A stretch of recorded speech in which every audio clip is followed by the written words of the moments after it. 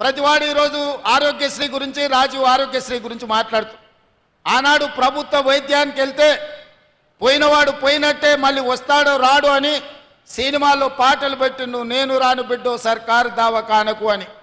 అట్లాంటి పరిస్థితుల్లో doctor YS Rajasekhara Reddy గారు రాజీవ్ ఆరోగ్యశ్రీ తీసుకొచ్చి అపోలో, యశోద లాంటి కార్పొరేటు ఆసుపత్రుల్లో శ్రీమంతులు చేయించుకునే వైద్యాన్ని 2005-06 సంవత్సరంలో 2 లక్షల రూపాయలు ఉచితంగా రాజీవ్ ఆరోగ్యశ్రీ ద్వారా ప్రతి పేదవాడికి తండాలలో, గూడాలలో, మారుమూల పల్లెల్లో ఉండే దళితులు, ఆదివాసులు, గిరిజనులు, బలైన వర్గాలు, నిరుపేదలైన మైనారిటీలకు రాజీవ్ ఆరోగ్యశ్రీని అందించానాడు. పేదవాళ్ళను ఆదుకున్న చరిత్ర కాంగ్రెస్ పార్టీ.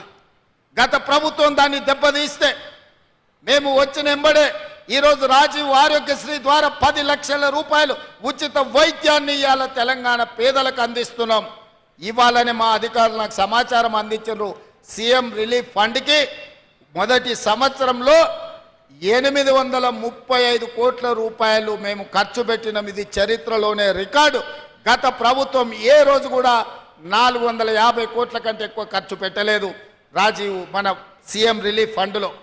కానీ ఈ 11 నెలల్లో నేను ముఖ్యమంత్రిగా పేదలకు 830 కోట్ల రూపాయలు ఈరోజు సీఎం రిలీఫ్ ఫండ్ ద్వారా పేదల వైద్యానికి అందించిన అంటే ఇదందరూ మీరు అందించిన సహకారం, మీరందరూ అండగా నిలబడబట్టే ఈ గొప్ప నిర్ణయాలు మేము చెయ్యగలిగినము.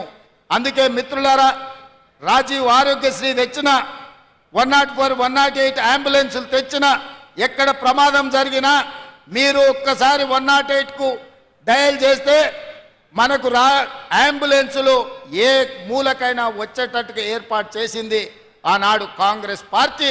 దాన్ని ఇలా కొనసాగిస్తున్నది కూడా కాంగ్రెస్ పార్టీ అన్న సంగతి నేను ఈరోజు చెప్పదలుచుకున్నాను.